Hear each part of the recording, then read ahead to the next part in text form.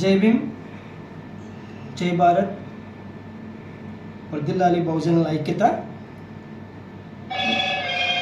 ఈరోజు పల్నాడు ప్రాంతంలో ఏ విధమైనటువంటి పరిస్థితులు ఉన్నాయంటే వర్ణనాతీతం. ఈ రెండు రాజకీయ పార్టీల్లో ఉన్నటువంటి టీడీపీ, వైసీపీ వాళ్ళ క్యాంపెయిన్స్ కానీ, వాళ్ళు చేస్తున్నటువంటి ప్రచారం కానీ వందలాది మందిని రోడ్ల మీద తీసుకొచ్చి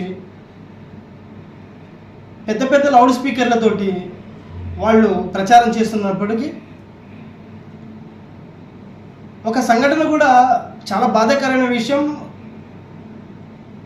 ఒక రాజకీయ నాయకులకి గజమాల వేస్తూ ఆ యొక్క క్రమంలో ఆ హైడ్రా కింద, ఆ గజమాల వేసేటువంటి హైడ్రా కింద, భారీ వాహనం కింద తుమ్మురుకూట ఒక ఎస్సీ సామాజిక వర్గానికి సంబంధించిన వ్యక్తి దుర్మరణం చెందారు. చాలా బాధాకరమైన విషయం. ఈ పోలీస్ వ్యవస్థ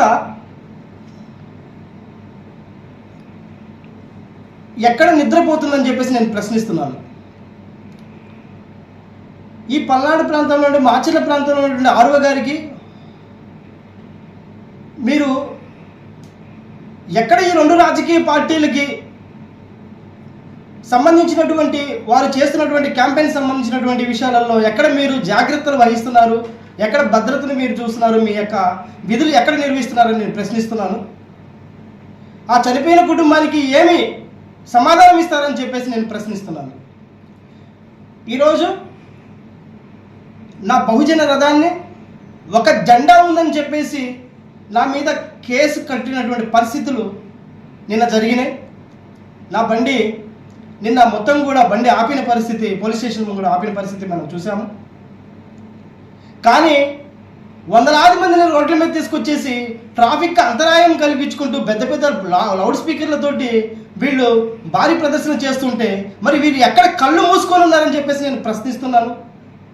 ఎక్కడ పోతుంది ఈ ప్రజాస్వామ్యం? ఎక్కడ మనకి ఈ డెమోక్రసీ అనేది ఎక్కడ కల్పిస్తున్నారు? ఇక్కడ ఈ పోలీస్ వ్యవస్థ ఎక్కడ నిద్రపోతుందని చెప్పేసి నేను ప్రశ్నిస్తున్నాను. బహుజన్ సమాజ్ పార్టీ తరఫున ఒక జెండా ఉందని చెప్పేసి 24 గంటలు నన్ను ఆపి నా మీద కేసు పెట్టి చేశారు కదా. మరి ఆ చనిపోయిన కుటుంబానికి, ఆ సంబంధించినటువంటి పార్టీకి మీరు ఏ విధమైనటువంటి చర్యలు తీసుకున్నారో మీరు నాకు బహిరంగంగా మీరు నాకు తెలియపరచాల్సిందిగా, ప్రజలకు మీరు ఏ సమాధానం చెప్తారో తెలియపరచాల్సిందిగా నేను కోరుతున్నాను. మాలాంటి చిన్న చిన్న వాళ్ళ మీదనండి మీరు చూపించాల్సింది మీ ప్రతాపం. ఎందుకంటే ఈ రెండు రాజకీయ పార్టీలు అంటే మీరు ఎందుకు భయపడుతున్నారు? అధికారులు, ప్రజాస్వామ్యంలో ఎవరికైనా కానీ స్వేచ్ఛ ఉంది కదా.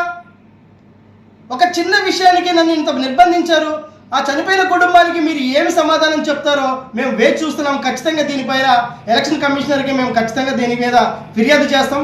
ఇప్పుడు భారీ లౌడ్ స్పీకర్లు పెట్టుకొని రోడ్ల మీద తిరుగుతున్నాయి. సీసీ కెమెరాలు ఉన్నాయి, ఒక్కసారి మీరు గమనించండి. ఆ సీసీ కెమెరాలలో మీకు కనిపించట్లేదా? మీ ప్రత్యేక నిఘా వ్యవస్థ పనిచేయట్లేదా? మాలాంటి చిన్నవాళ్ళ మీదనా మీ నిఘా వ్యవస్థ పనిచేసేది? ఒకటే గుర్తుపెట్టుకోండి మిత్రులారా, బహుజన మిత్రులారా, కూలీ చేస్తున్నటువంటి ఈ ప్రజాస్వామ్యాన్ని బ్రతికించాల్సిన బాధ్యత మీ అందరిపైన ఉంది. మాచర్ల ప్రాంతంలో ప్రజాస్వామ్యాన్ని బ్రతికించాల్సిన అవసరం ప్రతి ఒక్క పౌరునికి ఇక్కడ ఉంది.